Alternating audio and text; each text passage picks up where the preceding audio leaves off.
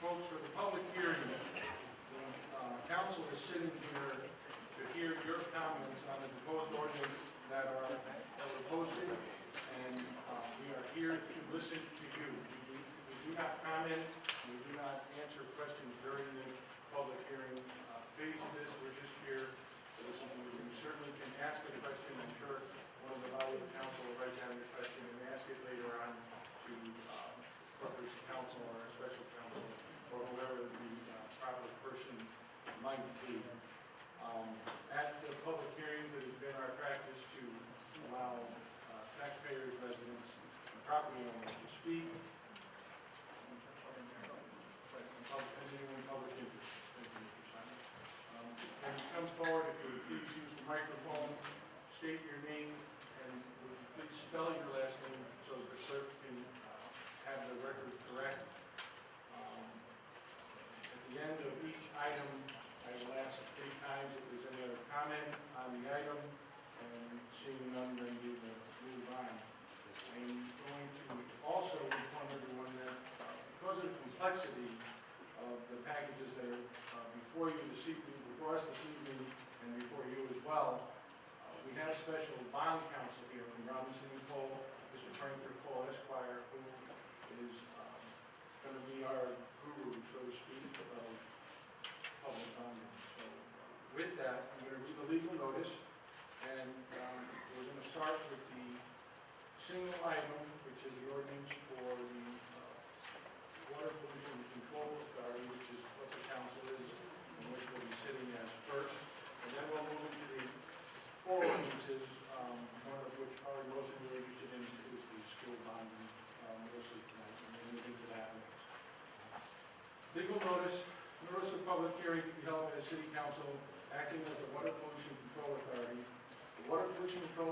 City of Danbury, Connecticut will meet in the council chambers on August 20th, 2012 at 7 o'clock p.m.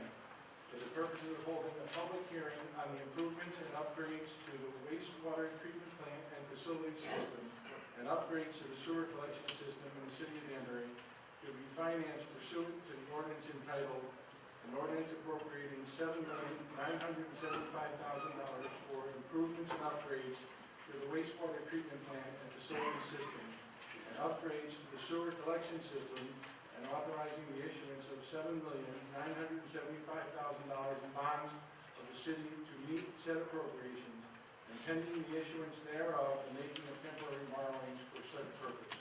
Copies of said proposed ordinance are on file, open to the public inspection at the Office of the Legislative Assistant, dated in Danbury, Connecticut, this the 8th day of August 2012.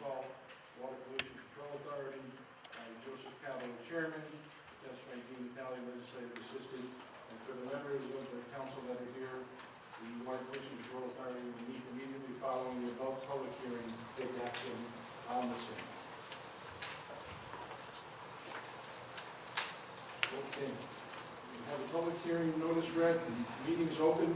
Is there anyone wishing to comment on this ordinance for the appropriation of $7,975,000 for improvements and upgrades to the wastewater treatment plant? Mayor Bowden, I'll let you go first. Thank you, Mr. Chairman. Mayor Mark Bowden, 23 Allen Avenue, Danbury, Connecticut. This particular ask is pretty clear as to what we're looking for, but just to quickly flesh out what the projects are that will be completed. If you look on the list in the handout that we provided to you, it's in the back portion. Item 1 is the stormwater separation project in the Sheridan Street area, which is Ward 4. That particular area what's happening is the stormwater through our culverts is draining into our waste treatment plant. The EPA is very concerned about this, has been concerned about this for probably 20 years, has asked us repeatedly to separate the water as most of the city's done. This is one of those older stormwater collection systems that was built way back in the 1820s. This particular section will be rerouted and have a separate drainage system, and the water will be segregated, stormwater versus the brown water, which is coming out of the homes. I just want to emphasize that some of the projects in this particular line item may be eligible for reimbursement through the Clean Water Fund and partial reimbursement depending on where the state opts to fund those, but that's an important project for us. The capacity overflow project at 84 Oakland Avenue is a sewer design plan, and there's also a significant amount of overflow that takes place there. As you know, we paid a fine last year because some of our manhole covers bubble up when there's too much capacity, particularly during stormy times. This will help us in terms of handling capacity in that particular area. Then that would be the part that we would consider the collection system. You have two parts of the sewer system. You have the collection, that's all the pipes going into the plant, and then you have the plant itself. The second piece of this is there's a larger amount of funding, some $5.7 million, are the roof replacement program. Most of our roofs are beyond 20 years, aging, and have been up for replacement for many, many years. So we are proposing that we begin that process now. A sulfur dioxide gas conversion project, which is required again by the EPA and DEEP, and then various facility upgrades that need to be done at the plant that's located in the Shelter Rock area. I will emphasize this money does not include any money for phosphorus removal. As you know, we continue to be in discussions with DEEP and the EPA about their particular standard they apply. So these are ongoing upgrades that we need to do on a yearly basis. Last time that the sewer plant went through a major renovation upgrade was the early 1990s. Many of this equipment has reached its end of its life, and DEEP as well as the EPA has indicated to us they expect over the next probably 10 years a systematic approach towards replacement and repair of this equipment. And it's also an opportunity to bring in some new technologies because technology has changed. Thank you, Mayor Bowden. Is there any other member of the public wishing to address the council on this item? Ms. Waller?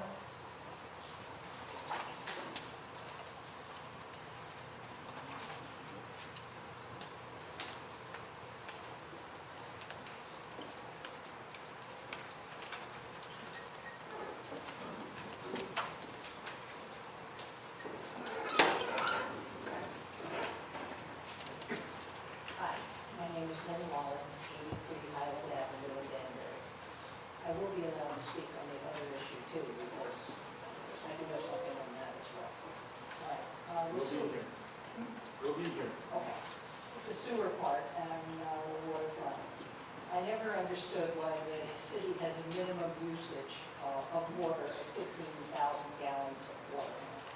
As a family of two, that is twice what I use. My house is metered, so the city knows exactly what I do use. And I use only 7,000 gallons of water. So I protest paying twice what I use for the water and the sewer, because 90% of what comes into your house as water goes out as sewer. And if I'm double paying for water, maybe double paying for sewer. And now if you put these bonds on folks, sewer users, it's going to take my bill even higher. What I use in water, I have never been able to make a difference to bring it up to the powers that be. Each time you talk about water and sewer rates, I bring this up and nobody acts on it. On the top of that, the sewer bill is 90% of my water bill. They are charging me for water that's not used and even more for the sewer. Even in the summer when my water bill gets to the 7,000 gallons of water, most of my water usage goes out on my lawn and doesn't go down into the sewer at all. So my sewer bill for water used assumes 90% and goes down the sewer. Now you're increasing the capital fund for the sewer fund, so our bills will increase even more. We have meters, as I said, and we should only be paying for an accurate reading of what we actually use. I also object completely to the fact that we, the sewer users, are being asked to pay for rainwater diversion when rain falls over the whole city. I think that's the city's burden and shouldn't necessarily be on the sewer user. It comes down outside, and they're about to explain to me at the senior meeting that it comes down and you want to divert it before it goes into the plant. Well, we're diverting everybody's rain, not just sewer users' rain. So I think that's wrong. I think we ought to have the city pay for that portion of it. And I'll be back. I have more. Thank you. Thank you, Mrs. Martin. Is there any other member of the public wishing to address the council on this item? Mrs. Mitchell?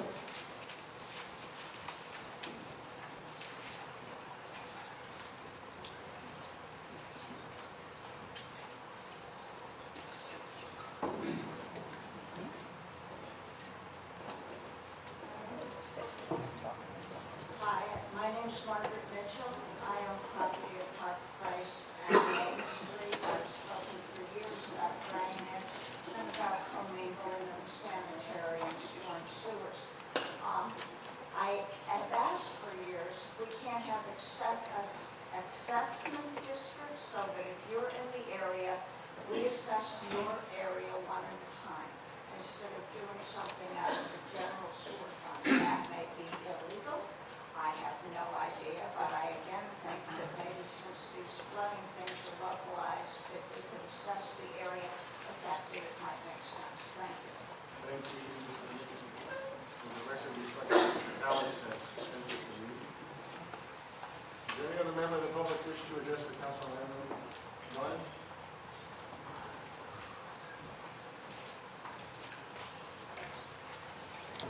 Good evening, start reading the link. The website says 7:15, but the other thing's at 7 o'clock. Sorry. Okay. On this item, I don't know if you discussed it, I came in as you were speaking. Can Veolia shoulder any of the burden of the sewer upgrades, seeing as they are quite a lot of money to spend? That's it. Thank you. Is there any other member of the public wishing to address the council?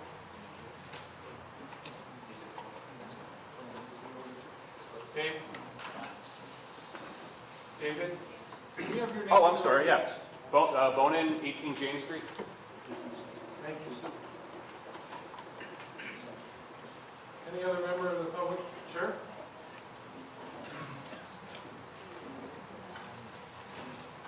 Joe McCafferty, Craig Terrace.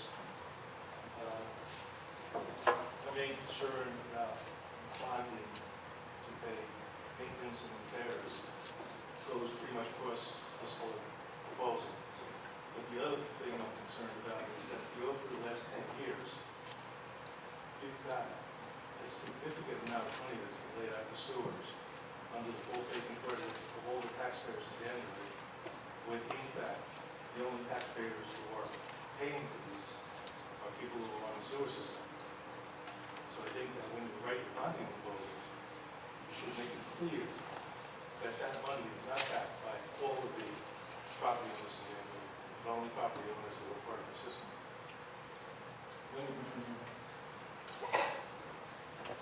Anyone else wishing to speak on item number one? Anyone else wishing to speak on item number one? Anybody else wishing to speak on item number one?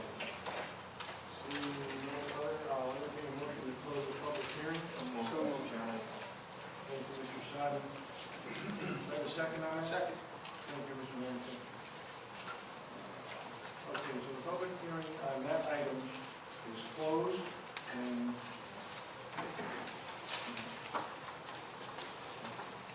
so I'm going to open up the committee of the Water Pollution Control Authority. Thank you. Just trying to get my news again. Okay.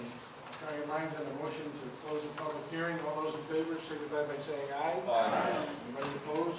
Anybody abstaining? Okay, the public hearing on that item is closed. And I'm now going to open up the Water Pollution Control Authority meeting, which is what the council is. And I'm going to ask the clerk if she'll please call the roll for that.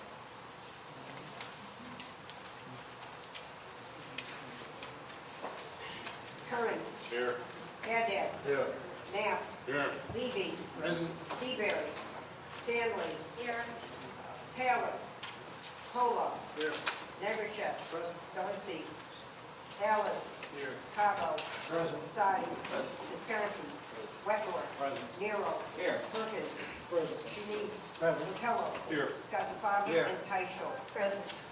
Okay, let the record reflect there are 18 members present. Mr. Seabury, Mr. Taylor are out of town. Mr. Darcy is attending to family business.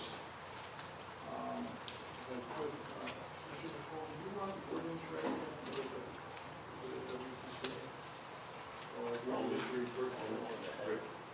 Just refer to it? All right, council.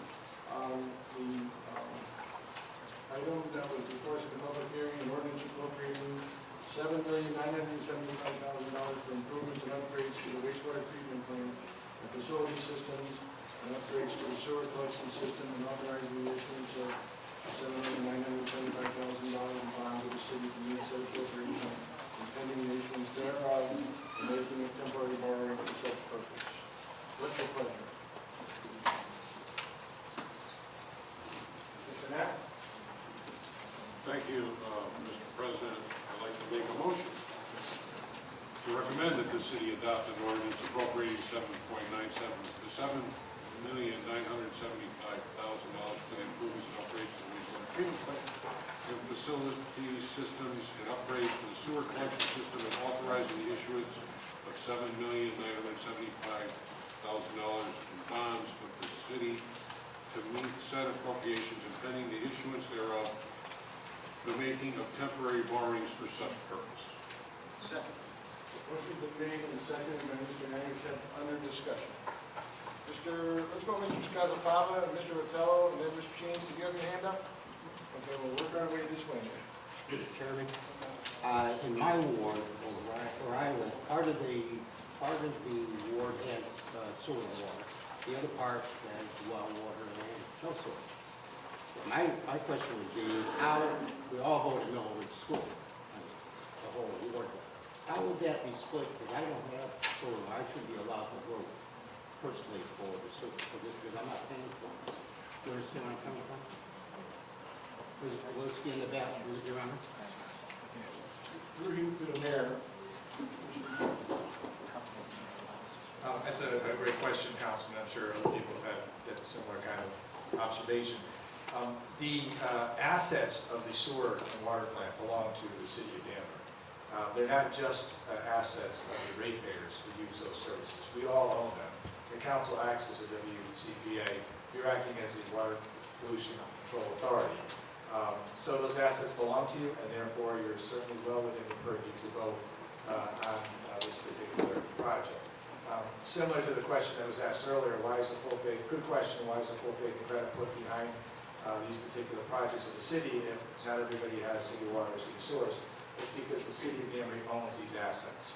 And because we own them, we have a responsibility obviously to fix them. And you as a council, because we don't have a separate WPCA, have the authority to assess the rates and to authorize the borrowing or any kind of expenditure related to this. So even though, Your Honor, that I will not be paying for this, because I don't have it, I will be allowed to vote on it. Well, let's be clear, we all pay for it at some point or another. But the answer to your question, if you personally don't receive city water or city sewer, that doesn't vitiate the need for us to do the upgrades. And the fact is that the city owns those assets. Now, in some cities, they sell, or the assets are not owned by the municipality, they're owned by a separate authority, and then they're bifurcated in how they do that. In this case, city fathers 40 years ago decided to have a single entity managing those assets. Thank you. Mr. Riccone? Thanks, Mr. Chairman. I think the question's already been answered, but I'm just going to bring it up anyway for clarification. Just to be clear, this bond is going to be paid down by the ratepayers of the water and sewer subscribers and not by the taxpayers as a whole. Is that correct? That is correct, but God, I can't think of a scenario that happened, but should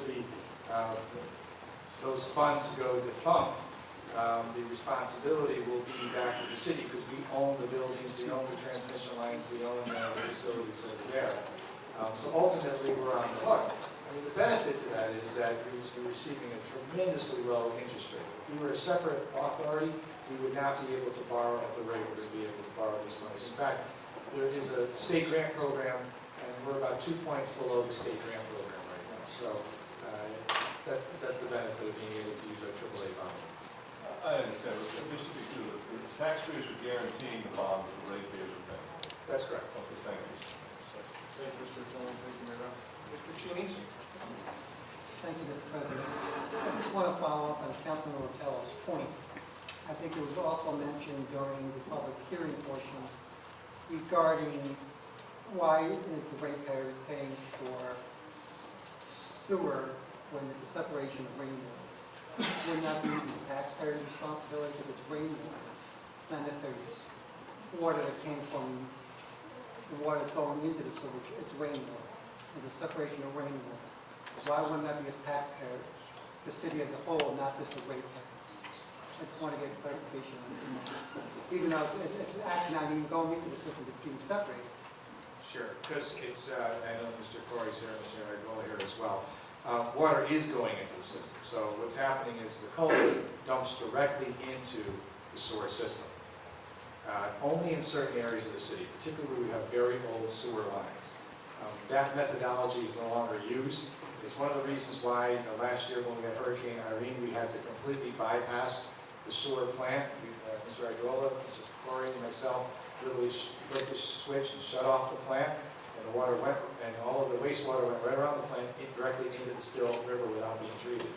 One of the reasons that happens is there's such a flood of water coming in from the catch basins that are being dumping into there that it overwhelms the system. This will hopefully help us to minimize those instances of what they call a bypass. Bypasses are frowned upon by the DEP. EPA hates them. When we do them, we have to fill out reams of paperwork as to why we bypass the system. And if we don't do this, we probably will be ordered to do it within the next 2 years. I'm just suggesting this is a pretty serious issue. But water's being dumped directly into the sewer system.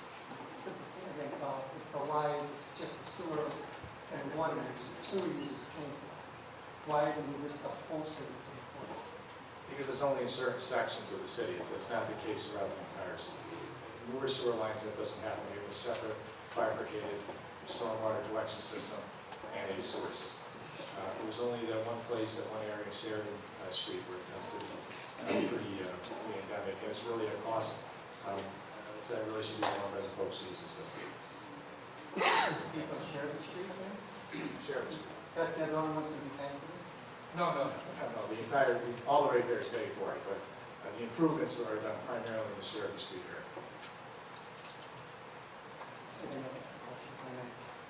again, following up on the public hearing portion regarding the minimum usage and the effect on the bond. Because, you know, if I take myself, I only have water. I don't have sewer. So am I in effect paying for this sewer?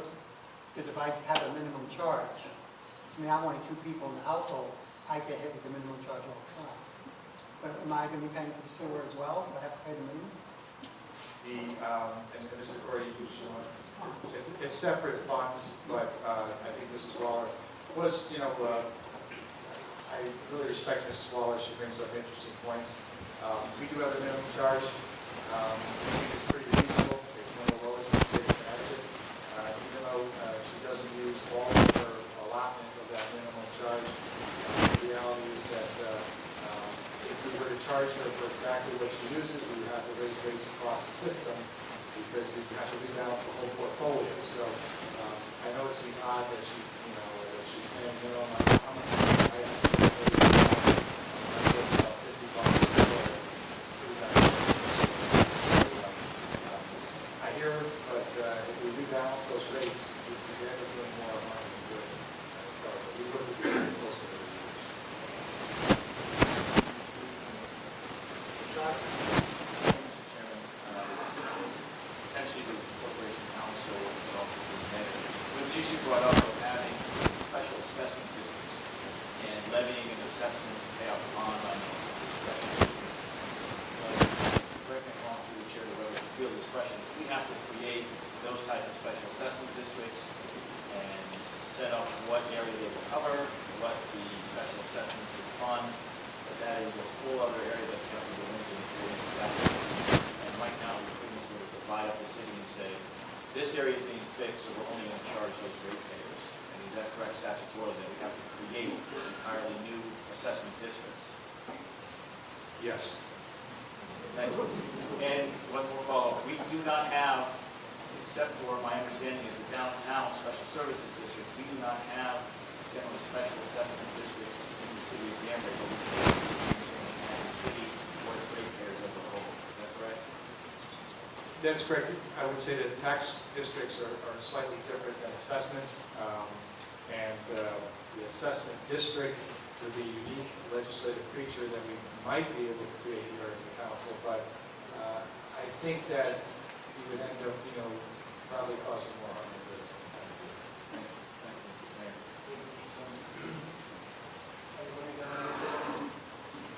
Mrs. Stanley? Whoever fields the question, just wondering what kind of payment are we looking at for the sewer and water? What kind of an increase are we looking at if this is a go-through? At this point, it's really tough to give you a definitive, it's going to cost X dollars to do this for a couple of reasons. There's some variables in this in terms of the amount that we borrow at. Also, we have debt rolling off within our sewer fund and our water fund to be able to take care of. Depending on what the state grant, straight grant, not a loan, looks like, we may qualify for some of that as well. So it's hard to say. I will tell you, you can probably figure debt service on $8 million would probably be about 600 grand, maybe 500 grand per year, divided up amongst about 12,000 ratepayers. So it's minimal. We have a much bigger challenge, I think. We've actually commenced a rate study over the long term in terms of operationals. We have operational costs, and we're working on that right now. But so it's pretty hard to tell depending on how much we can do. Worst case scenario. You know, again, everybody's tiered at a different rate. We have commercial rates. We have people who are above the minimum usage. So let's say if I'm making a $55 payment to pay the debt service, my payment, again, this wouldn't be in 1 year. It would probably be over several years if we don't spend all the money at once. Might go for about $6 or $7 a quarter. But I'm making the minimum payment. So if you're a big company paying $100 grand per quarter, it would be. You said that the entire city, if the asset belongs to the entire city, yet we're asking just the sewer and water users to pay this debt. That's correct. Traditionally, that's been a statutory scheme that allows you to do. And only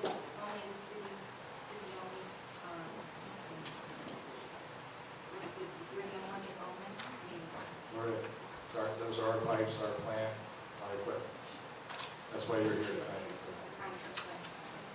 Yeah, Veolia does not own our asset.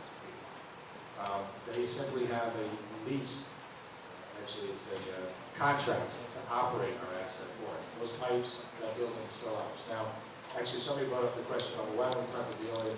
We are having conversations with Veolia, we've had some discussions, but the only way we're going to be able to include upgrades to the plant would be to do an extension of the contract, which we may have before you in the next 4 or 5 months. We're still talking to them. We like some things they want to do, and we're not so hot some other things they want to do. So we'll continue to work on that. We may not need this money, as much of this money at all. It will depend on where we fetch it. Thank you, Mr. Chairman. Anyone else? Mr. Nero? Thank you, Mr. President. To anyone that would care to answer this, to you. Since we're doing this to pay for the bond, once the bond is satisfied, will that come out of the rate? Can you repeat the question, please? The question is, if the bond, when your bond gets satisfied and you pay back, will there be a reduction in the rate to reflect that? Or will it just be absorbed by the bond and return of the bond? Mr. Sinclair. Thank you. Keep in mind that this is an enterprise fund that we're talking about, so it's treated quite a bit differently than the general fund. And unlike the general fund, where we're actually seeing the debt service payment, in the enterprise fund, we're actually using depreciation. And that's spread over a much longer period of time. And although we're asking, although what's being proposed is about $8 million, that's over a series of, it could be over 5 years. And so what we do is we depreciate that asset over, it could be a 20-year period. It's not, we're not saying we're going to take this bond and do it over 10 years or 20 years. It could be a much longer period of time because it's a fixed asset. Right? And so to answer your question, there's not necessarily the same correlation as you would see in the general fund. It doesn't just roll off because you constantly have fixed assets that don't tie to the same life as a bond. It's not the same kind of thing. Thank you. Mr. Rotella? Thanks, Mr. Chairman. It would be, I think, inopportune to ask people who have their own water and sewer plants on their property, in other words, if they've got their own well or they've got their own septic system, to chip in and pay for the upgrades to the sewer system. But in this particular case, I think perhaps we need to expand our definition of what it means to, write a bond in this instance, because we're looking at two things here. One, we need to ask ourselves, does this need to be done? I don't think that there's even an argument that can be made that says that it's not needed. It's desperately needed. We can't keep overflowing the system. Councilman Chinesi and I had a tour of the plant a couple of years ago, and there is a gigantic empty vessel on the grounds that is filled all the way up. It's the size of an airport hangar that takes excess runoff, fills it all up, and then meters it back down. I mean, it looks like you could park a 747 in it. But that fills up. It fills up. There's so much water coming into the system that needs to be diverted that even that thing fills up, and at that point, we've got to shut the system down. So we need to do something. We need to divert that water. But this is, as has been mentioned before this evening and in the past, really a citywide issue. I don't think this is so much a question of a benefit to the ratepayers. It is indeed a benefit to the ratepayers in the sense that it will reduce the wear and tear in the system. But really the situation that we have to ask ourselves tonight is, if we want to divert Danbury water outside of the sewer system, and we need to do this, so we're not about the runoff, we're not talking about the brown one, it's the street water, parking lots and stuff like that. Maybe separate meters on private property, holding ponds, and then a gradual discharge into the area, rivers and streams, something like that, as well as a citywide collection system. I look at this more as like improvements to the public road system. Yeah, a new road, a Division Street, thank you guys, just got repaved, it's gorgeous, and it's certainly going to benefit my neighborhood. It's going to benefit the Sixth Ward, but it benefits everybody who needs to be And while you might, if you live up the lake, say, why should I have to pay for Division Street? At some point, your road's gonna get done too, and the folks on Division Street are gonna chip in and pay for yours. I would like to look at this as an improvement for everybody in the city, the beginning of a program where we do this. And I would like to see us redefine what it means for these, to pay for these sewer and water bonds. I think in this particular instance, the city should look at asking all the citizens to pay for this. Not the part that specifically benefits the sewer system. And there are in this bond certain instances where that's going to happen. But in terms of the thing that just benefits the entire city, I would like to see maybe, perhaps not for this one, but in the future, I think we're going to be revisiting this, maybe through Corporation Council and bonding agents, to figure out exactly what belongs specifically to the sewer system and what really belongs to the city as a whole, and break the repayment out in that fashion. Thank you. Thank you, Commissioner Collins. I certainly appreciate the councilman's comments. We, for years, charged the whole city to do work and certain things. And then we got sued. And the judge said, you can't do that. So if you're not serviced with sewer and water, you don't have to pay for the improvements to the system. So we can't spread out these costs amongst the entire residents. That was all the way back to 1971, 1972. That's a legislative history. I think it's somebody sitting up there allowed to do it.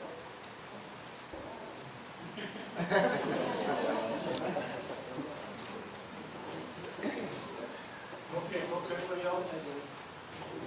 Cheney for the second time? Through the chair, I know we've been talking about this, and I understand what the mayor said, we can't spread it, but we still are asking the ratepayers to pay for a benefit they may not be receiving. I know Sheridan Street is the one going to be 50 subunits, but we're going to be asking the ratepayer on Concord Street to pay for something they're not going to benefit for. What happens if we vote no and it fails?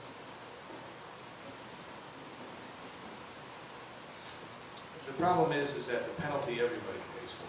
So if you voted no and said, you know, we don't want to do this because people on Concord or whatever street won't benefit, when the EPA assesses their fine, says you didn't do this, so we've actually do this for the last 20 years, Concord has to pay for it. So everybody, you know, so a benefit to the system is a benefit to the system. Just because it's not in your direct front yard doesn't mean that we're not getting a safer system, a cleaner system, and a better discharge. So everybody who participates in it, I'm one of those people, benefits from that. Just like the roof at one of the buildings, you could argue, well, that roof's not close to my house, why should I have to pay for that? Or that sewer plant part doesn't service my effluent, why should I have to pay for that? Well, because if you get penalized, you're going to have to pay the penalty. And so a better system, everybody benefits from. So that's the rest of the country. Oh, there's no question that I think Mr. Aguilar is here. I think it's safe to say that the EPA has been very clear with us that they expect us to begin this capital plan. And this is not the first time myself or future administrations will be in front of this council slowly upgrading this plant. The total capital accumulated cost is close to $60 million, at least that's what our consultants are saying, before we touch the phosphorus issue. So this is just a small incremental step at doing the highest priority projects that we have, based on the feedback we got from the EPA. Thank you, Mayor. Mr. Lee? Thank you, Mr. Chairman. I wonder through the chair whether I could direct my question actually to the Public Works Director as to how much of the water diversion drainage, what amount does that represent in the entirety of this bondage? Mr. Aguilar? I may have to have that question repeated. Gordon, you want to come up as well? Do you have any types of issues there? What I'd like to know is the drainage diversion from the groundwater system. How much in dollars and cents does that represent in this bondage? Are you talking about the Sheridan Street separation of sewer and water? Exactly, yep. Well, it's, we assessed it at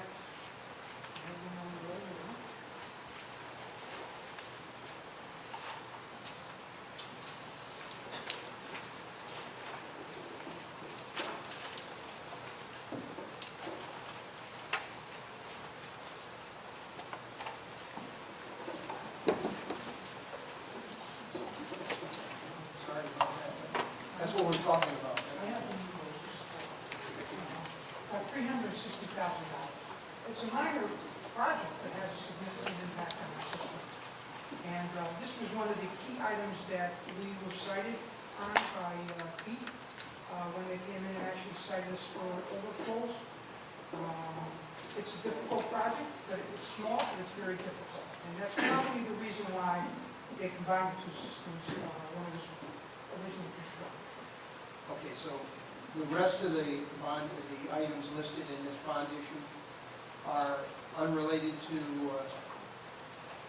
just natural things that would have to be done as an upgrade to the wastewater treatment system? Yeah, the second project that falls within that funding request is we have a serious capacity issue on the Oakland Avenue sewer, it goes underneath I-84. It's causing some significant bypasses. Again, a major concern with heat. And then we have to update the 1987 comprehensive sewer study. That should really be updated really every 10 to 15 years. We haven't done that. So that was another item that was looked at by DEEP, and they were looking for some progressive movement on these issues. So we really took a lot of their concerns and put them up for funding based on what discussions we had with them. The point of interest here was primarily the drainage, and that represents $660,000. 360,000. Mr. Mayor? I'll go to fire company. Mr. Iannarone, what do we get? For you, Mr. Iannarone. These numbers that were derived for the 7.25, were they derived by yourself in-house? Did you bring outside consultants in to get them? Yeah, we had a comprehensive study of our sewage treatment plant and all of the nuts and bolts of the system. Our consultants put together a very comprehensive list of items that, and prioritized them. So there was an associated priority, and there was an associated price tag next to each one of those, and that's how we came up with these numbers, based on his estimates. So you're confident we won't overrun the projects? Yeah, no, you really don't know until you bid it. The bidding climate has been good and it's been bad, so, we're hoping to probably get, some good bids and get all the work done. Thank you, Mr. Matt. Thank you, Mr. Iannarone. Anything else? Seeing none, we have a motion on the floor. I'll try your minds. All those in favor, signify by saying aye. Aye. Any opposed? Any abstentions? No opposition, no abstention, motion carries unanimously. Are you okay with that? Perfect. You have to close that. I'll entertain a motion now, and seeing no other business will come before the WPCA. I'll entertain a motion to close that meeting. So moved. Moved by Mr. Sadi, seconded by Mr. Fuller. All those in favor of closing the WPCA meeting signify by saying aye. Aye. Anybody opposed? Anybody abstained? Okay. All right. That's out of the way. We're moving to public hearing. The four proposed ordinances. I'm going to ask the clerk if she would please call the roll once again.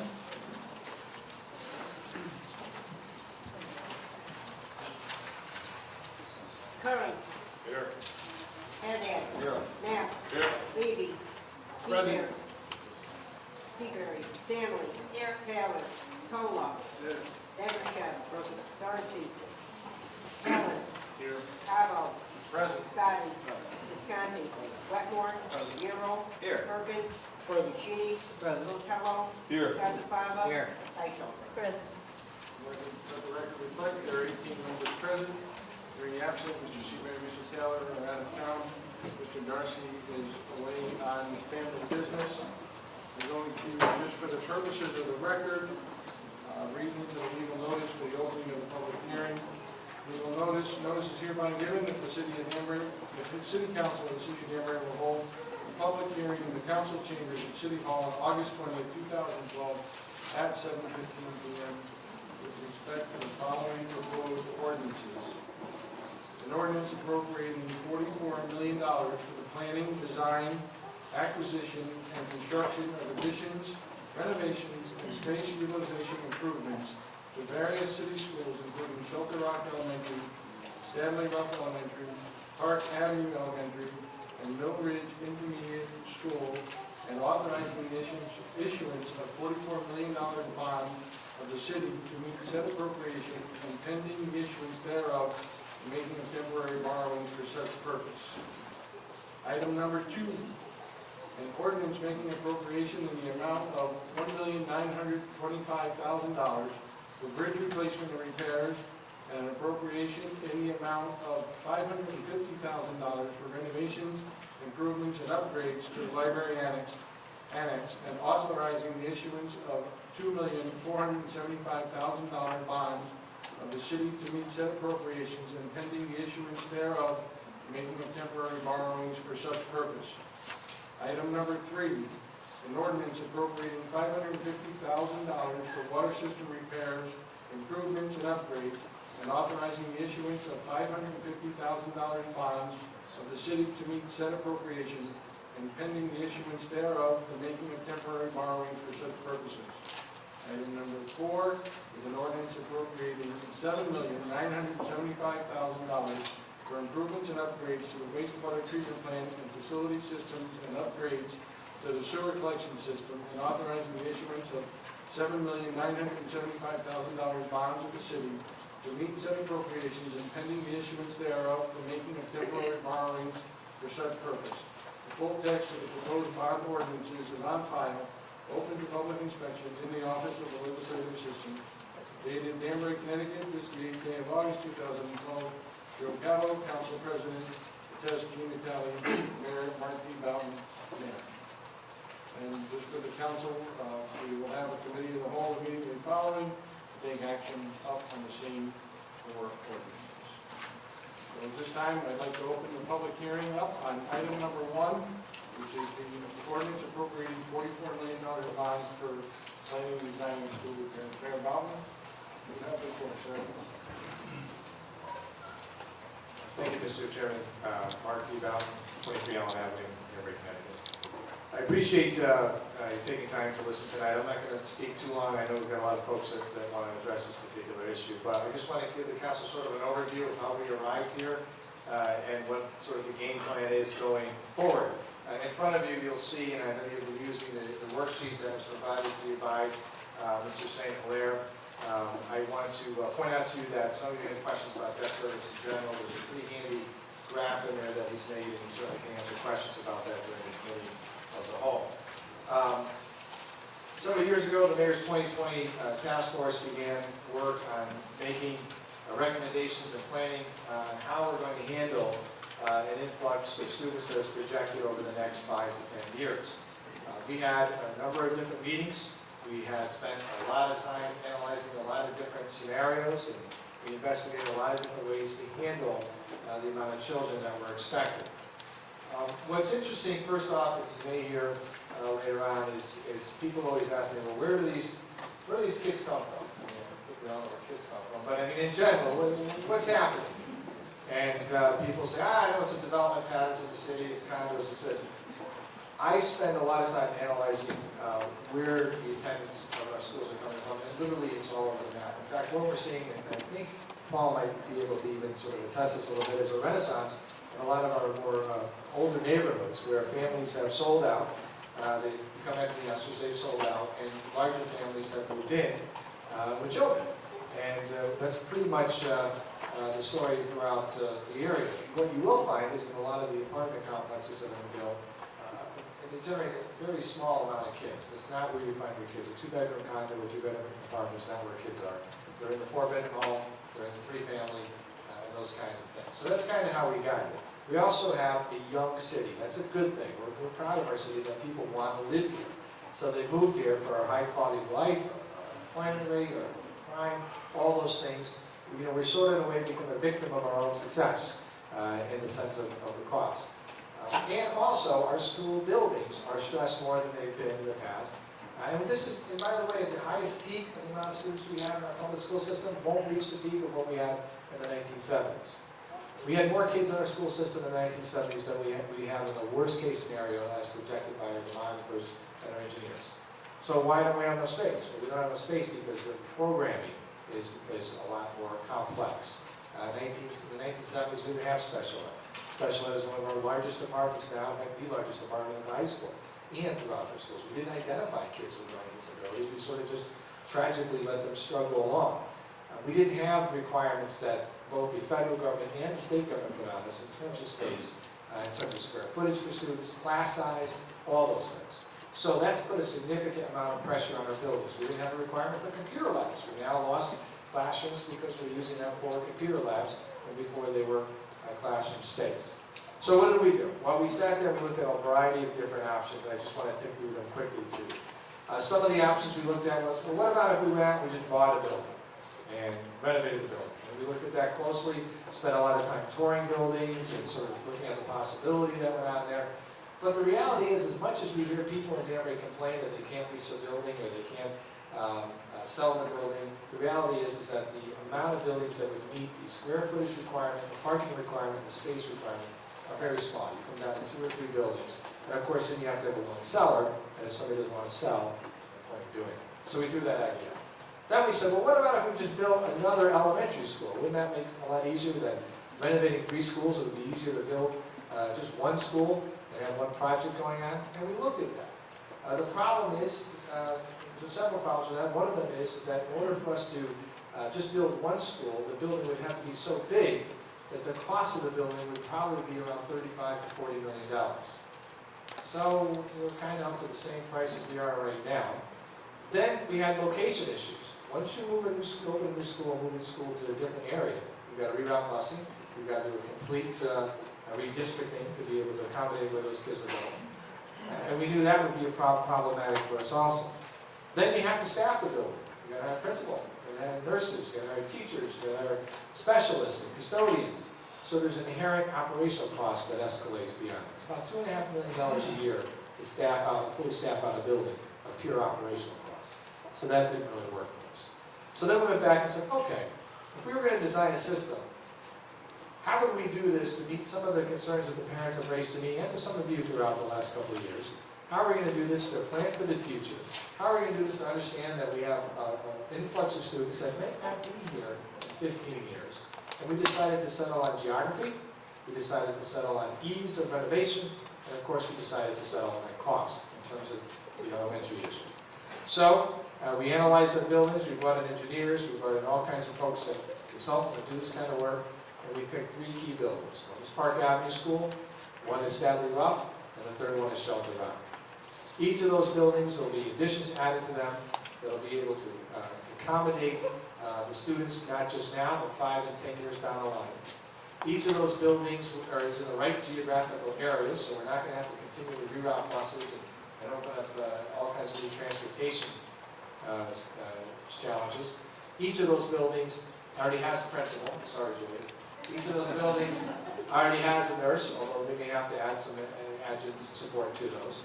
We're going to have to hire some teachers to staff those classrooms. We'll probably have to make the cafeterias a little bigger to be able to handle the amount of kids coming in and out. But each of those buildings are uniquely situated, both in terms of ease of construction and also in terms of location to be able to handle what we want to do.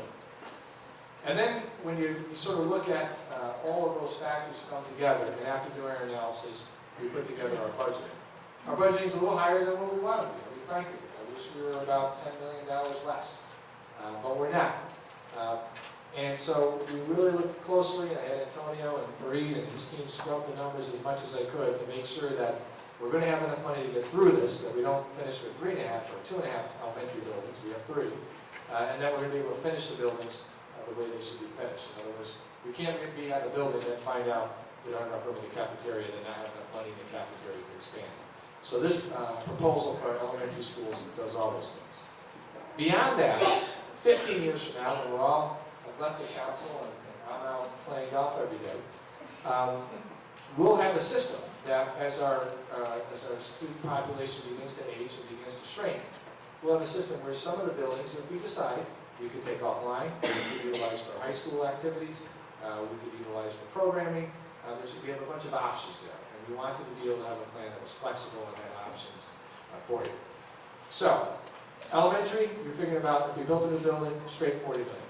We still got a problem with our middle school, because those kids, after they finish with their elementary school, they go to middle school. We have two middle schools, one with about 1,150, maybe 1,200 students, the other one with about 1,100 students. Both of those buildings were built for about 800 students. So we said we got an issue there. So we looked at Mill Ridge Intermediate School. That is probably one of the biggest numbers in your packet. It's about $14.5 million, $18 million. And I said, oh man, why is that so expensive? It's expensive for a variety of reasons. One is middle school students require a different kind of footprint in terms of having a building that they can use. We have to install lockers. We've got to expand the cafeteria. We've got to add in a media center. We've got to work in the parking lot, which is a couple of $1 million to rearrange the parking floor there. And, ironically enough, the wiring in there, from what I understand, is a complete disaster. So when you add up all that together, you come up with a price tag of about $18 million. So what goes in that school? Well, we're going to take the science, technology, engineering, math program that's currently in Rogers Park. We're going to move those clusters up into the Mill Ridge Intermediate building. We're going to take a new academy, which will be an international academy, similar to the magnet school we have on the west side. But this magnet school won't be available to outside students. It'll only be available to Danbury students. But it's a similar kind of curriculum. And those students will be there. We'll be housing about 600 students there. That'll help us bring down the numbers at each building to about 850, 900, somewhere in that range, where the buildings were designed to be able to handle. So that cost is 18. If we built a new elementary school and didn't do the rehabs, you're about 35 to 40. So right off the bat, you're at 60 million.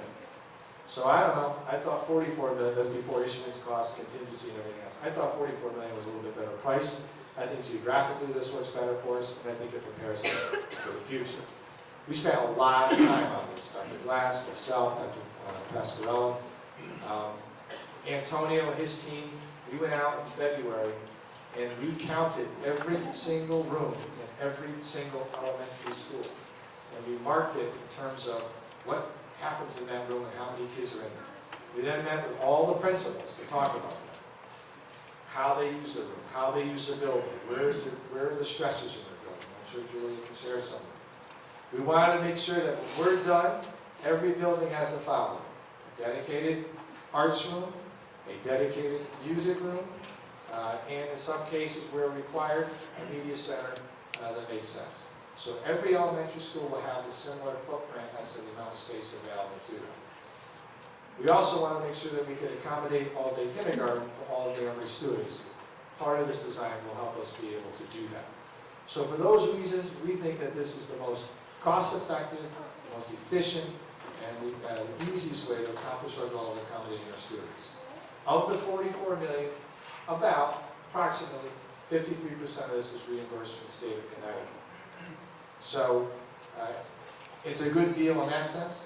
It's a good deal in the sense that in terms of borrowing cost, our last note sale was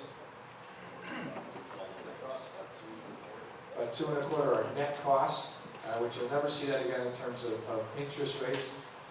And as Antonio mentioned, depending on the project, construction costs have come in lower, significantly lower in some projects we did this summer, the roof at Ace, the windows up at Danbury High School, and we think it's probably the best time to do the work.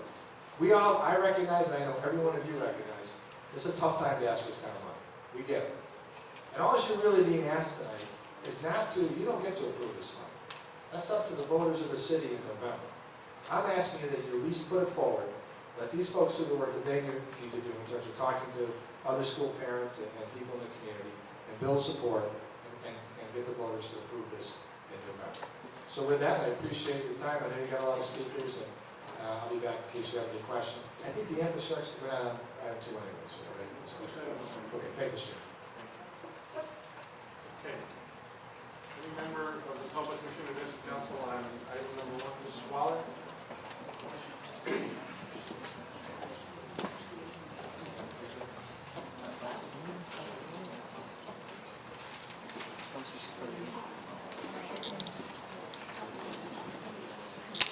It's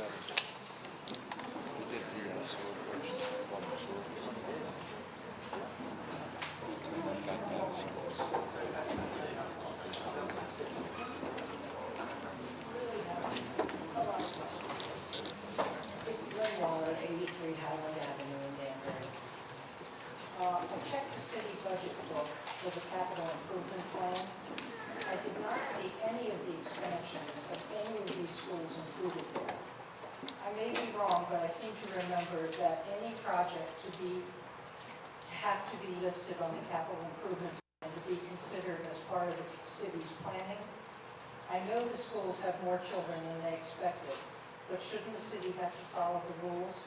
The city budget book, page 303 and 304, and I brought it if you want me to read it. I found the school building renovation on page 306, but it was only for $50,000 from the LoCIP funding. It was not part of this $44 million you're talking about. Page 270 said there's an increase of 737 children since 2002. Enough children to increase the schools, but since the increase has taken place over 10 years, shouldn't the school or the city have put the expansion on the capital improvement plan? Page VIII of the audit says the city has outstanding debt of $153.2 million in general obligation bonds, $8.6 million in notes, and $20 million in bond anticipation notes, and $25.9 million in authorized but unissued debt, which they said wasn't going to be issued for some reason. Page 11 of the audit said overall statutory debt is equal to 7 times the annual receipt of taxation, and we are nowhere near that, I will grant you. But the per capita debt is at $1988.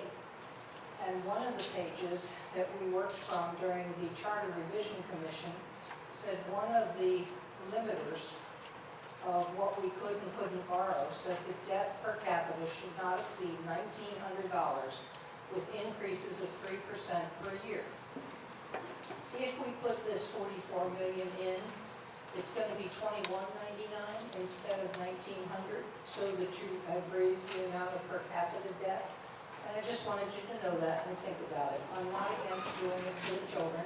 I still would like to see this stuff in the capital improvement plan so I could look at it and see what's coming. And I thought that's what it was supposed to be, but I couldn't actually find it written out anywhere. But that's what I was told when I sit in on a lot of different meetings. So I just wanted to bring it up for all of you. Thank you. Thank you, Mrs. Muller. I'm going to go to actually Dr. Pascarella. Give Dr. Pascarella, Dr. Glass an opportunity to speak, and then, sir, I'll go to you after that. Okay. Dr. Shaw, Dr. Glass.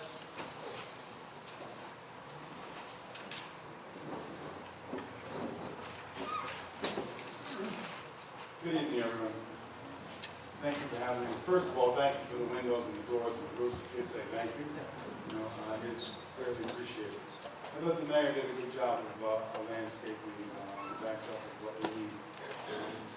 Regarding the utilization of the building, we've done extensive studies. I'm very conservative in terms of projections on enrollment because they tend to vary. When they give you 10-year enrollments, I don't put the value into them. In fact, 5 years out, I kind of question them. So what we've done each year with the demographer, we've gone through, we've had those numbers re-evaluated. We also did accounting, head counting as they move through the district. So the kids are here. They're not phantom. We do have movement in and out, but basically we are around, we grow about 1.5% a year. So the number is about 10,000 to 10,700 students. It varies. I can tell you, going through the buildings, we utilize a lot of our space. 2 years ago, you may recall, we've all been through some budget wars and some challenges, and we closed one of the schools. We had anticipated at that time that if in fact we were able to open them up, that we would consider that building for a possible alternative middle school. Our current middle school is at 1,100, 1,150. It's not appropriate for the students that are there. It is almost dangerous. Those youngsters move about. When they did put some additions on, they did not widen the infrastructure. We need to pay attention to those things. we are in a position now where we're just accommodating. The classrooms are crowded. The usage of the classrooms are distinctly different than the rows and the seats that we were, used to going through it. So I think this is needed for the quality. You do the SUS and you do the rest of quality of life. Quality of life for students need to be enhanced there. This is one way of doing it.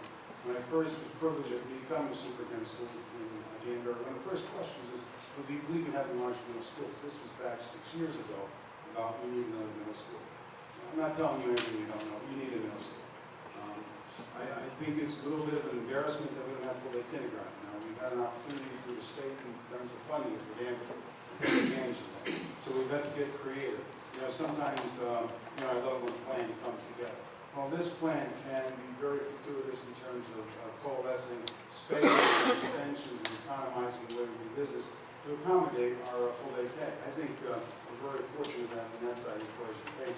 Now, it's short-term.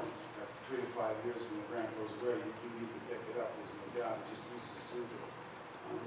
I can just tell you that I'm always open to go around the buildings. We had Mr. Libby was there. We had a committee look at it. I've worked with the city. The kids are here. They need the space. The teachers need the space. And I believe the space utilization will have been affirmed, and it's something that we will put to good use, no question. So thank you. Thank you, Dr. Glass. Hello, everyone. Good to see you again. Great summers. The mayor did a wonderful job, in my opinion, of really articulating the argument that we're making tonight. It's a great future ahead of him as an educator someday. We spent a lot of time, we spent years now really studying this project. And I'd just like to share with you a couple of numbers. I don't want to bog you down with that. But if I was in your seat, if I was the person who was responsible for the taxpayers, and you're in my seat and responsible to the parents, I'd like to have some hard numbers that will speak to the issues that we're talking about tonight. I'm just going to read from 2007, 5-year short clip. 2007, we had 4,756 elementary students. The next year, 4,992, 5,115, 5,258. Last year, 5,338. That's an increase of 581 students over 5 years, just at the elementary school level alone. And the demographers with whom we've worked with multiple demographers, including the state demographer, their projection for this year is 5,393, so we'll jump up another 60 students. At some point in time, and our source of pride, our flagship is a high school with 3,000 students. At some point in time, relatively soon, those students will be approaching the high school, and we'll have about 3,500 kids in a building that certainly wasn't designed to hold 3,500 students. We've looked at the options, as the mayor said, spent a lot of time doing national research on this, going to different places, different options, and we came back and kept fighting with each other in the best of ways, trying to keep the costs down, make it as reasonable as possible, and at the same time find a way that was educationally responsible in terms of servicing the youngsters that are actually here, not the phantom youngsters that might be coming. The idea of this organic approach is a wonderful idea. So we're expanding, we put a few classrooms on in key locations throughout the city. If we contract again, we can repurpose those buildings, the city can repurpose them, we can sell them, a variety of options, and we're not saddled with a huge amount of debt going forward. If we were to build a new elementary school and 581 students would be the largest elementary school in Danbury, our largest currently is 471 over at Sally Ruff. So we would have another 100 kids, and we'd be, as the mayor said, full administrative team, instructional team, the nurse, and so on and so forth. If we were to do that, we would literally have to up all the boundary lines across the city and redistrict family after family after family. I've seen those kinds of things across the country. You know, I'm not an alarmist. I can be very calm by nature. If you want to tear a community apart, it's to pull people away from the schools in the neighborhoods in which they move so their youngsters could go to school A or to school B or to school C.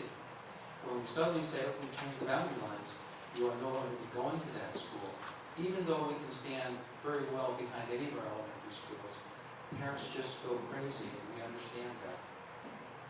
So we really wanted to find a responsible solution that didn't uproot families, that was economically feasible in the tightest of economic times that any of us have ever experienced, that would not require additional staff, and that would be a very slight modification. So when you look at a school like Park Avenue, we can add a little bit of area toward the media center and the cafeteria to absorb the additional students and put classroom space on there and save the art room and save the music room.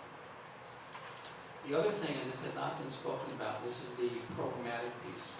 And I think when the mayor said, "Bill, would you please serve on the 2020 task force?" a big part of my role was to talk about program.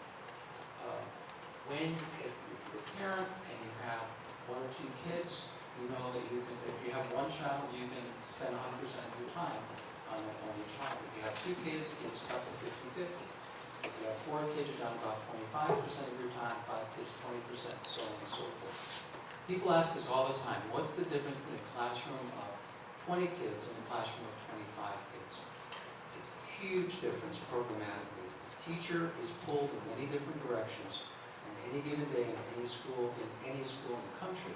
When you had 5 more kids, you had 6 more kids, you had 8 more kids, and we were dealing, and Ms. Horn is here tonight, we were dealing with 27, 28 youngsters in a classroom over at Shelter Rock. And the teacher is really saying, it's becoming increasingly difficult for me, not from a work ethic role, because they really do give 100% all the time. The issue is I just don't know how to meet the needs of this many youngsters simultaneously. And the other part that's very challenging for us, and I'm not sure how many folks will really appreciate this. I came from Bridgeport. This is my 15th year now in Danbury. Absolutely love the city, love the school system, love working with you folks. Coming from Bridgeport, a very poor city. I was born in Bridgeport. I know the city well.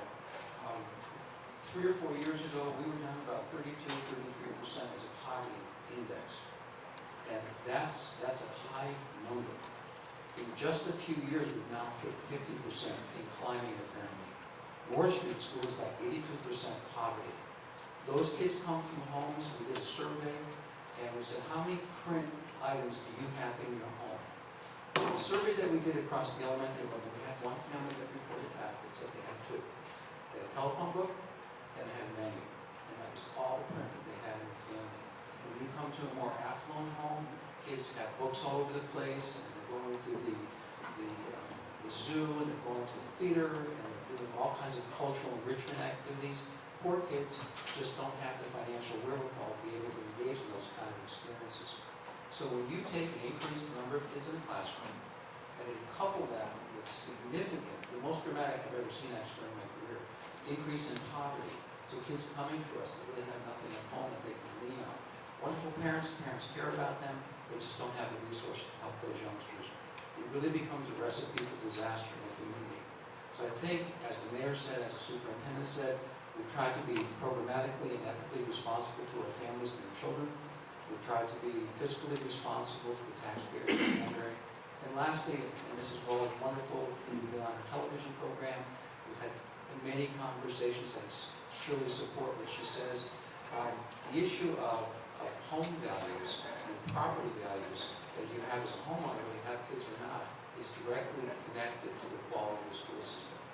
We routinely, and if this sounds like it's bragging, it absolutely is, we routinely outscore our district reference group. We shouldn't be doing as well as we are.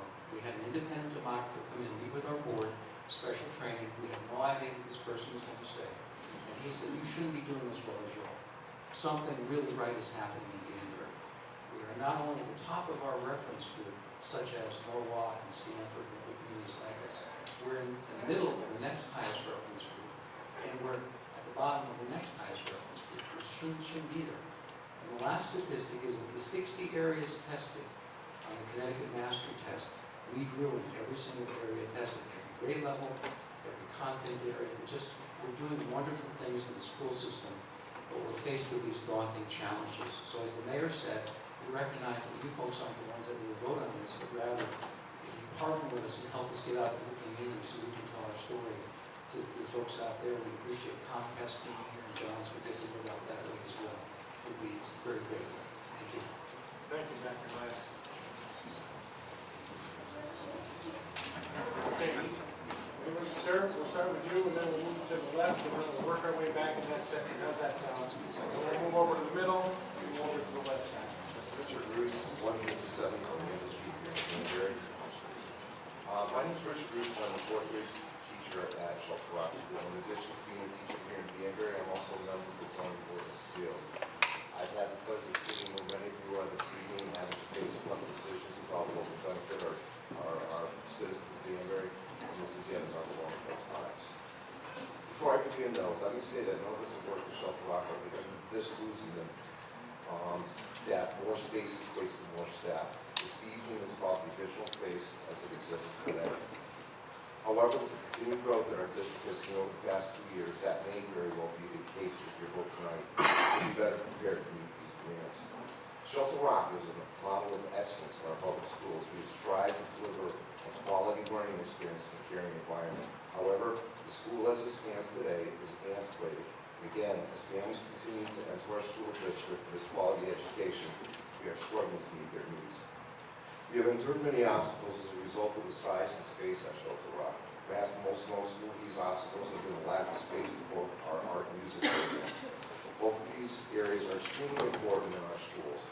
Not only do they provide the students with the opportunity to be exposed to the fine arts, but what is taught in their respective classrooms carry over to their studies. Art teaches students to test their creativity, to take chances, and to think outside the box. These are essential skills in the regular classrooms that pertains to our curriculum. However, these skills are lost in art currently because it's on a cart and a 40-minute time slot has been reduced to 25 minutes. This is reduced to the fact that the teacher has to pack up from their previous class, move on to the next class, set up their class, deliver the lesson, and finally have the students begin to work. Music teaches students to listen to one another, to work as a team. However, last year music was done on our stage, which shares the space with the cafeteria. It's difficult to teach over the dinner of the students in the cafeteria. For example, imagine all of you having to deliberate any important legislation, let's say, at the Center Court in the mall during the holiday season. Our focused instruction classes, which provides additional assistance to students, is limited to the amount of space. Students who need this extra exposure to our curriculum are not able to receive that help because there's simply no room for them. Imagine, if you will, again, being placed in a room about the size of a supply closet and asked to perform your duties as members of the Common Council. Obviously, you would not all fit, but who of you would be asked to wait outside for all important decisions that can be made? Perhaps the clearest example of lack of space is when teachers and paraprofessionals must take students into the hallways to teach individualized lessons and complete assessments. Couple that with the armies of students passing through the hallways going from one place to another, and it is truly amazing as to how well our students do perform. It's clear that Shelter Rock needs to expand, not only for the future, but for today. We're committed to our students, and a vote to send this proposal to referendum in November will let our students know that you're committed as well. Thank you.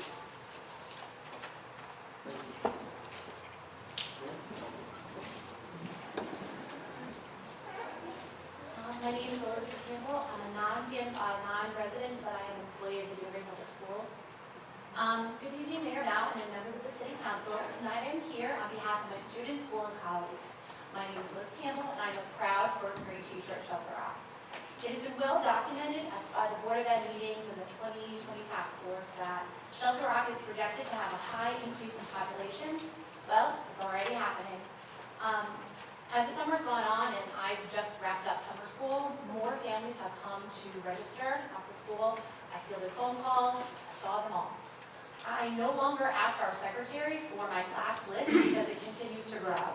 It may not sound like a big deal, but please know I am one of 4 first grade classrooms at our school.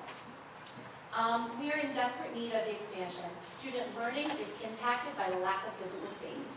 Teacher instruction is impacted by the lack of physical space. Our school community is impacted by the lack of physical space.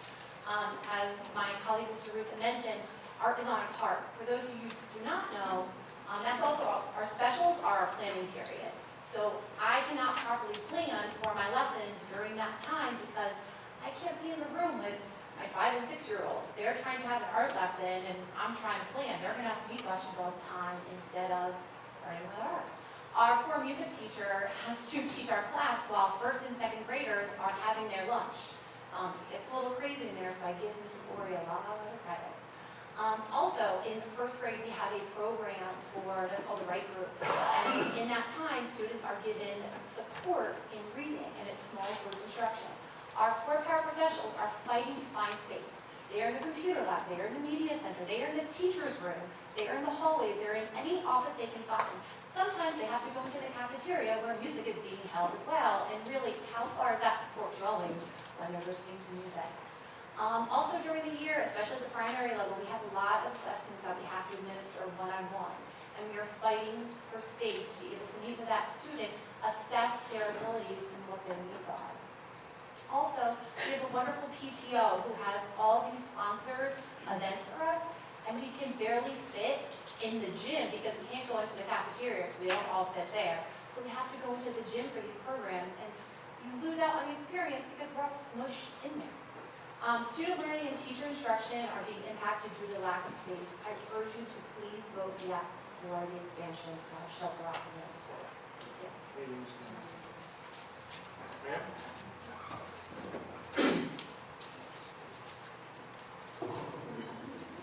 My name is Suzanne Boughton. I live at 5448 Mountain Road in Danbury, and I am employed by the Board of Ed as a Title I paraprofessional. Some of the things that Ms. Campbell just said is true. There are 3 paras in the building that all fight to find a room for us to work with our kids. I'm full-time, and I have 4 groups that I have to work with and find space to work with during the day. The 3 of us will try to get the one room that's near the principal's office. One of us will get it for the morning or the afternoon, whatever. Many times, though, there is either a grade level meeting in that room, PPT, a child study team meeting, or some other kind of meeting, so we can't use that room. Therefore, we have lost time going to another location. There are a couple of days in the week where in the morning we could go in the media center, spread ourselves out to work with our group. We have 5 children at a time to work with, is all that we're allowed, for a half an hour period of time. I have to do what they call a running record, which is to assess the children with their reading, while the other kids are rereading the book from the day before. If I have to, the media center's okay. Then the rest of the week you can't go there, so I would go to the cafeteria, hoping that, that wasn't a day that there was music. If there is, then we'll move to the teacher's room. There is no physical space for us to go with these kids, and it's not fair to the kids who are trying to learn, especially ESL kids, or the lower, we have the lower kids in the class. There is no space in the classroom for us to go because of the amount of children and the space that is lost at other areas or centers in the room.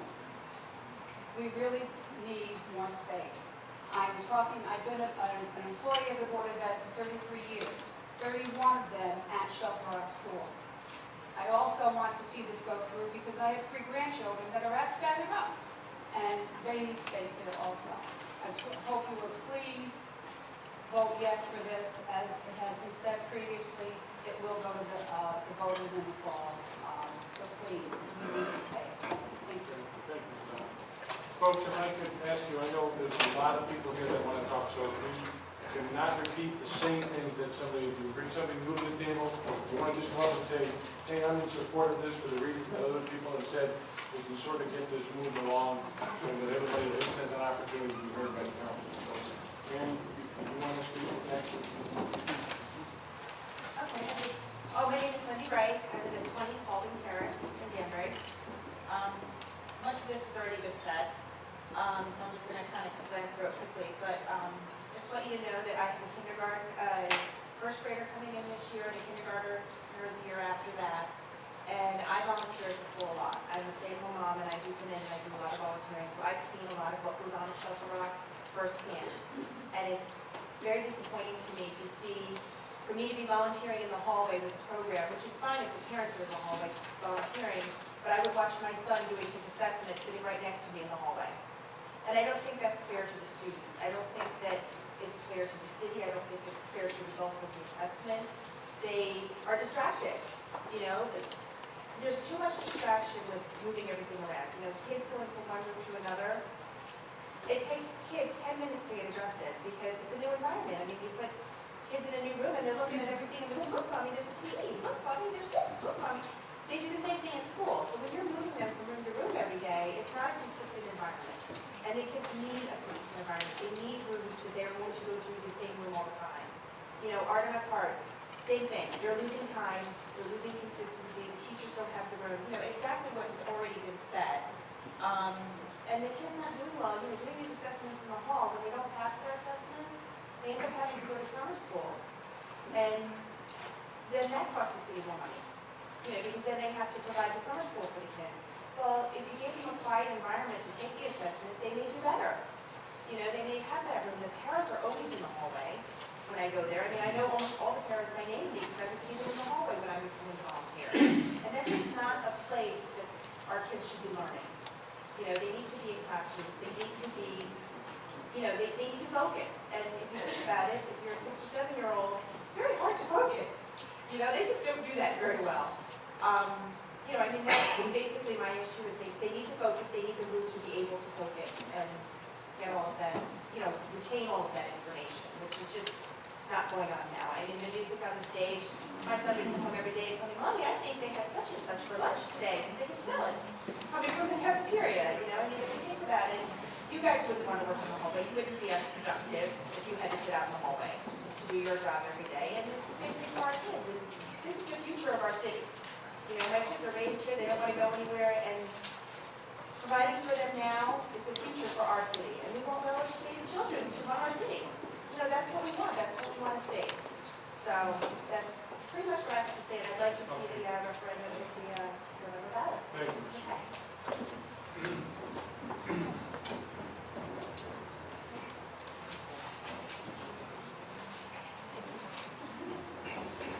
Hi, my name is Fatima Lopes. I'm the ESL bilingual teacher at Shelter Rock School, and basically I was going to say pretty much what everyone else is saying. We need space. Each child needs the space, and as everyone has been saying, that there's a lot of distractions. You have a lot of movement, and the paras being in the hallways or going into the cafeteria or trying to find any place to work with the students. I work with many, as I said, I'm the ESL teacher, so I work with many students who are second language learners. So they are trying to learn English at the same time as all of this is happening, and that can be difficult because then you get distracted by what is going on. So basically, what I just want to say is that we do need the space, and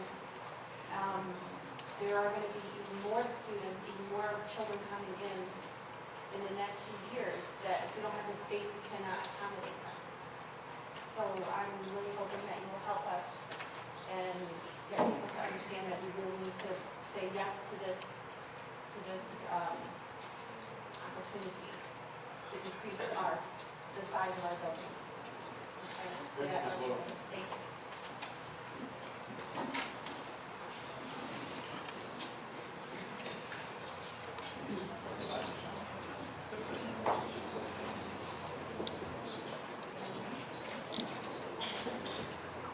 Hi, my name is Elizabeth DeResto. I visit 2500 Bridgeport Road in Danbury. I too am a proud Shelter Rock school teacher. I teach kindergarten there, and most of what I have to say is the same. I just want to touch on a couple important things. One is that you have to understand is we're talking about those kids that we pull out for focused instruction. The majority of those kids are our at-risk kids, and that hasn't really been said before. And so when the paras are pulling those kids and they're working in the right group, those are kids that typically have the hardest trouble focusing in the first place. And now we're just adding to that challenge by putting them in a space that really is not conducive to optimal learning. In the kindergarten wing over at Shelter Rock, when we have the children have to be pulled out of the classroom for this extra support because, you know, it's a little crazy in there with a bunch of kindergartners. And it's in the winter, it's very, very cold in the hallway. And I've spoken to the custodian, I've spoken to engineers that have come to the school, and they say because the hallway was not designed to be a classroom, and the heating system is not sufficient. And so in the winter, there are times that we have children sitting in the hallway with their coats on. So now you have these at-risk children where focusing is difficult and they're sitting in a hallway with their coat on because they're freezing cold. Not optimal for learning. In terms of the art and the cart, they've mentioned that a couple of times, and I want to share with you my specials, because I teach the active kindergartens, are 30 minutes.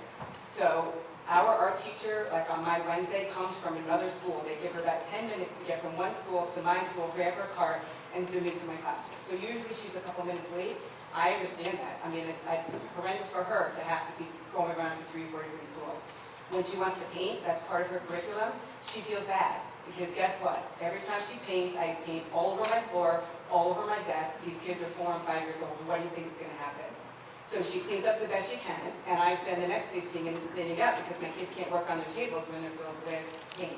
So now that's 15 minutes. When I only have 2.5 hours a day to teach an entire kindergarten curriculum, that's another 15 minutes lost there. And as a lover of art myself, you cannot be free to create art when you're in the classroom. You need a space to get dirty and do what you need to do. And I think that's about it. Everything else has just been said. So thank you for this opportunity. Thank you very much.